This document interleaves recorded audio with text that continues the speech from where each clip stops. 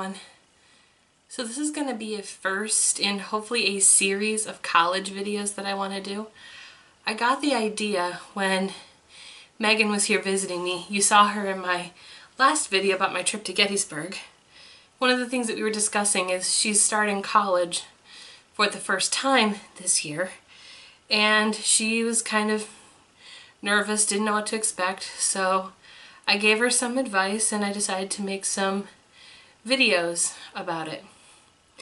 And this one is going to be the top 10 things that I wish I had known before college. Number 1, it's okay if you don't know what you want right away. Many high school students think that they have to choose a major right away so that they can graduate within the 4 years, and that's not always the case. It's okay if you don't know what you want. You have to take a bunch of gen ed classes anyway in order to be able to graduate, so maybe you find something you like in those. If you don't know what you want, it's okay to start at a community college. Starting at community college doesn't mean you're less intelligent or less capable. It is a great stepping stone between high school and university, especially if you're not sure what you want. And it's a lot cheaper too than starting off at a 4-year university and say a biochemistry major and then discovering that you want to do music theory. Number 2, don't buy your books from the bookstore. I can't stress this enough. Don't buy your books from the bookstore. They are overpriced, and I personally like to get my books from Amazon. I rent them for the semester and I wound up paying a lot less. Number 3, your high school friends don't matter in college. I mean, it's great if you're going to the same college as your best friend, but unless you're taking exactly the same classes, which won't happen, it's just not going to happen. Typically your schedule is chosen for you your first semester. So it's very, very hard for you and your best friend to get into the exact same classes. You're all going to be going off to different places. Don't be afraid to branch out and meet new people, because one of the things that's different between college and high school is you have different people in every class. You're going to be meeting in just like one, say it's an intro science class. You're going to have psychology majors, you're going to have nursing majors. You're going to have math majors, you're going to have music majors, you're going to have a whole bunch of different majors that are all taking different classes. So you're going to be with different people for almost every class. Sure, if you and somebody have the same major, there's a good chance you're going to wind up in the same class together, but it's going to be different every time. You're going to be with different people, you're going to make different friends in each class, and most likely you're not even going to remember their names. You're just going to think of that boy who sleeps in the back of the class wearing a hoodie all day, or that girl who's always munching on trail mix in the front row. Number 4, and this is a big one. You are responsible for you. There is nobody to hold your hand anymore. I don't want to say you're completely on your own, but you pretty much are. If you need help, you have to seek it out yourself. Your professors are not going to be coming to you and going, hey, just to let you know you're not doing so well in my class. Is there anything that I can do to help you pass?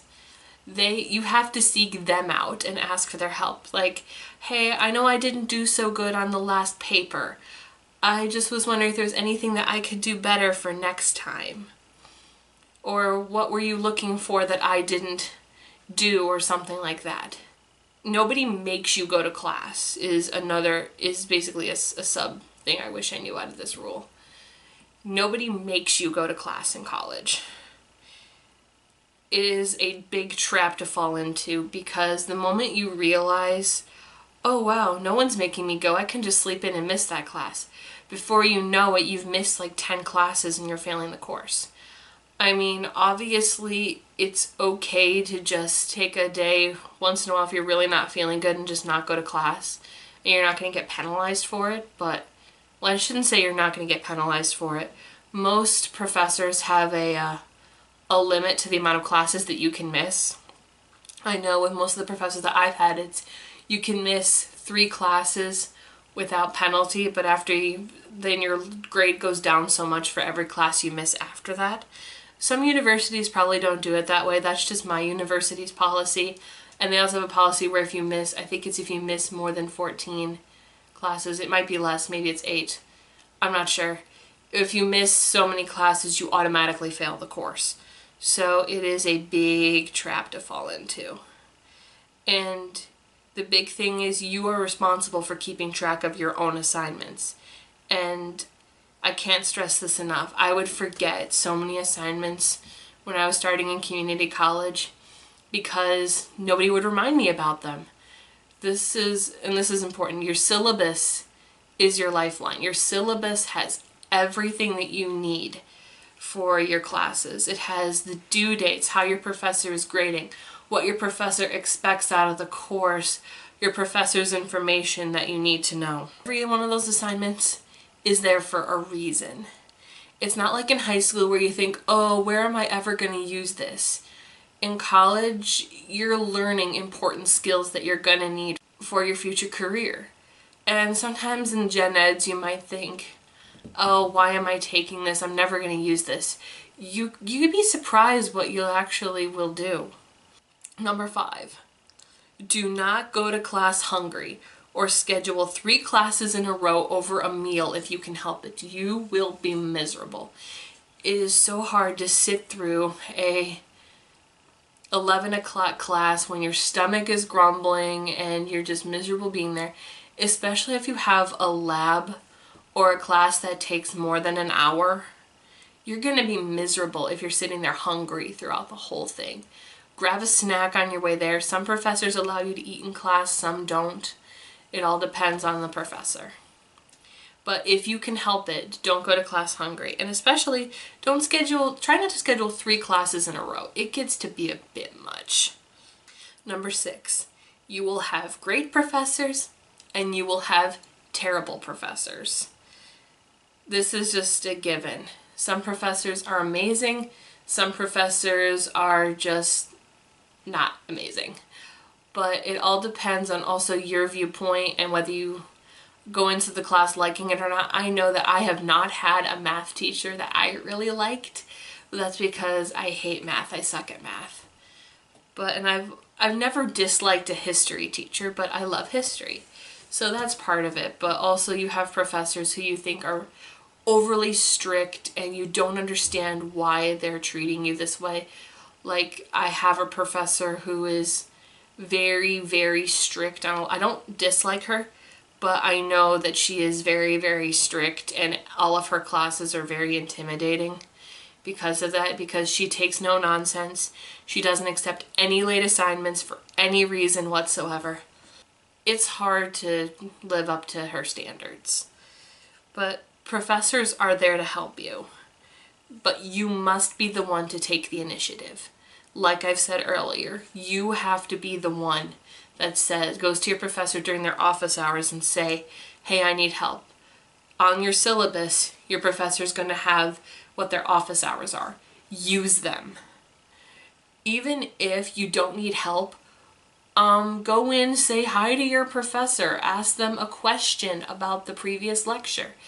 Especially if you're in an intro class where there's like over 100 students, you want them to know your face. You want them to be able to put your name to your face. This is going to be big, especially when it comes time for grades. Number 7, you will be writing a lot of papers. Homework in college is not, okay, I want you to do questions 20 through 40 on page thus and such of your textbook. Homework in college is papers, and a lot of papers. If you're still in high school and you're watching this, learn how to write papers now. Because there are no stepping stones in college. They tell you, here's your topic, write your paper, it's due this date. There's no, okay, your outline is due by this date, your rough draft is due by this date, your final copy is due by this date. No, there's none of that. You have to learn how to organize and write on your own. Another thing, and this is like kind of like a little side note to this one, I wish I had learned how to write in APA, because when I transferred from community college to university, all of a sudden all my papers had to be in APA format, and I had never written a paper in APA format before, so I struggled a lot my first semester because I had no idea how to write in APA. Number 8, you cannot get through without studying. This isn't like high school where you could not study for a test and still get like an 80 on it. It's not like that. You have to study in college. I have a professor who, there are no multiple choice questions in her tests. It's all short answer. So you really have to know your stuff. You only get 3 tests and 1 final per class. That's it. So you really have to make those test scores count.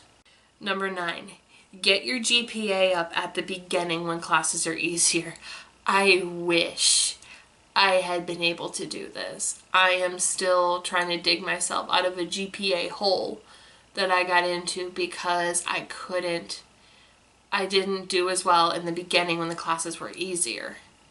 But get your GPA up in the beginning when classes are easier. I hear a lot of people in college say C's and D's get degrees.